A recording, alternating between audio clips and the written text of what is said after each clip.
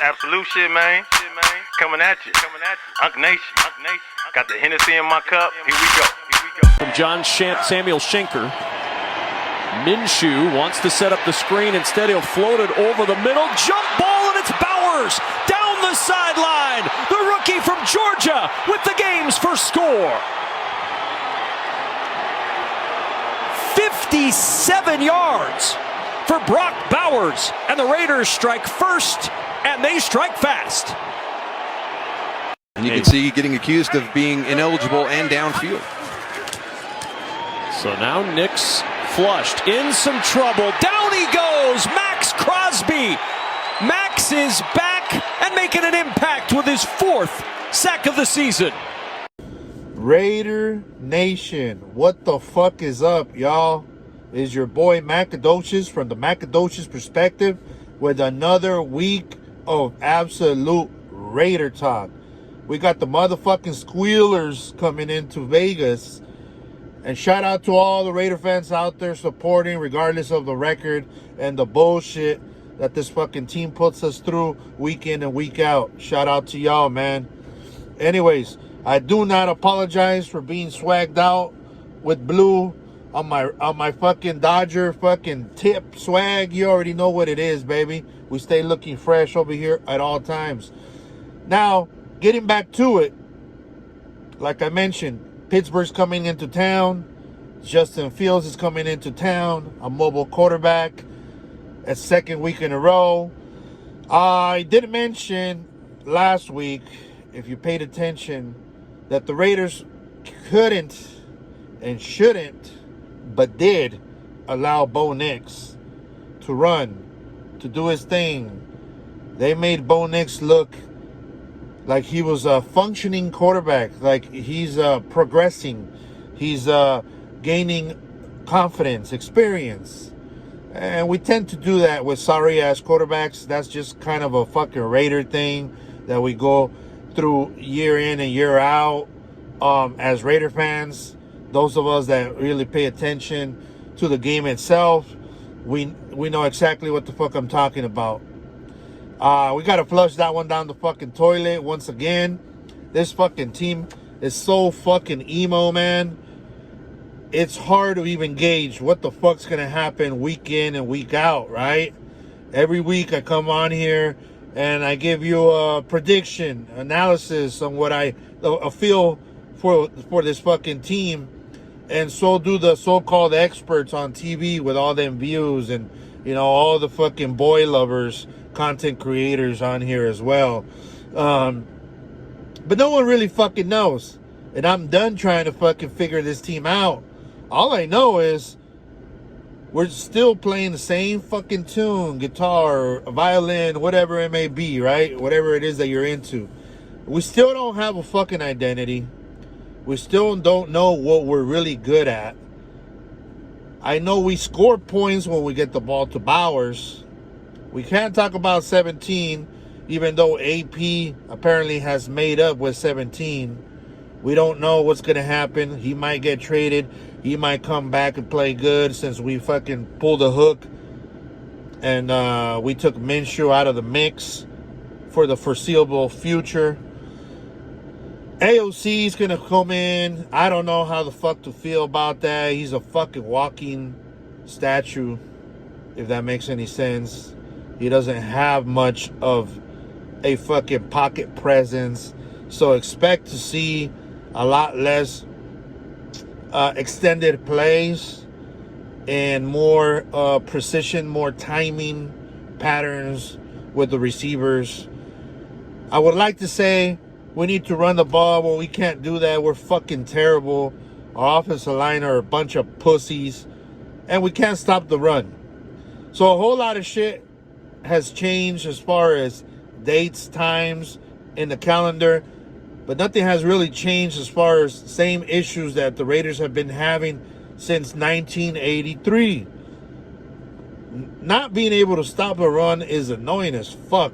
Being able to see teams just run it down your throat, whether we have Crosby, whether we got fucking Ngakoue, whether we got McLaughlin, fucking Darrell Russell, it don't matter.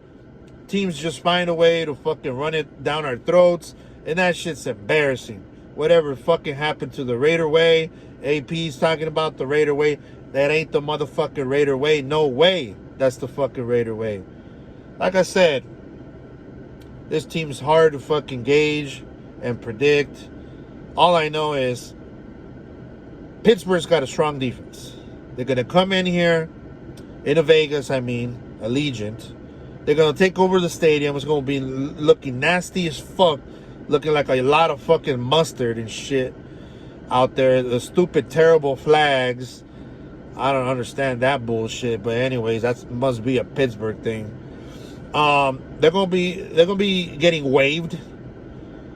They pretty much it's gonna be a home game for them. What the fuck are we gonna do? Is this team gonna rise to the occasion? Are they gonna fucking accept the challenge that's right in front of them? Pittsburgh's only a few slots ahead of the Raiders. And yes, as silly as it sounds, we can still talk about playoffs despite being 2-3, despite being a fucking up and down team that's constantly has highs and then huge lows. We're still there. So I want to stay partly positive and optimistic about the future. Pittsburgh's going to come in with a strong defense that wants to punch you in the mouth. With pass rushers, they're going to come at AOC relentlessly. So I'm worried about that. I hope we can fucking minimize the amount of pressure and sacks that we take, because then obviously we're able to move the chains. However the fuck we do it, jet sweeps, reverses, trick plays, we're going to try to run the ball. We've seen that already with Getsy. Hey, do whatever you got to do, right? On defense, Pittsburgh's going to come in. Pittsburgh's going to try to run the ball. And they kind of have similar problems than the Raiders do. Because their offense is trash. It's garbage. They have no offensive coordinator and no creativity. So it's the same shit that we're dealing with. It's going to be a low-scoring game.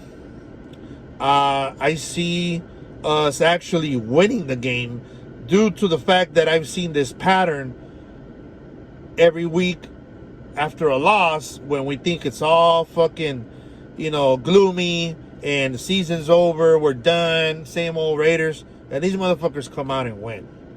I can't believe that shit, that I'm actually gonna go ahead and try to fucking read this shit like if it was some type of cryptocurrency fucking pattern. But that's what I've seen all year long. So I expect a bounce back. I want to say give me 20-17 Raiders. Obviously being able to take care of home field and getting to 3-3, getting us closer to that final spot in the playoffs. Even though, yes, we're only talking about week 6 in an 18-week season, still, the reality is what it is. It is what it is. We're still there.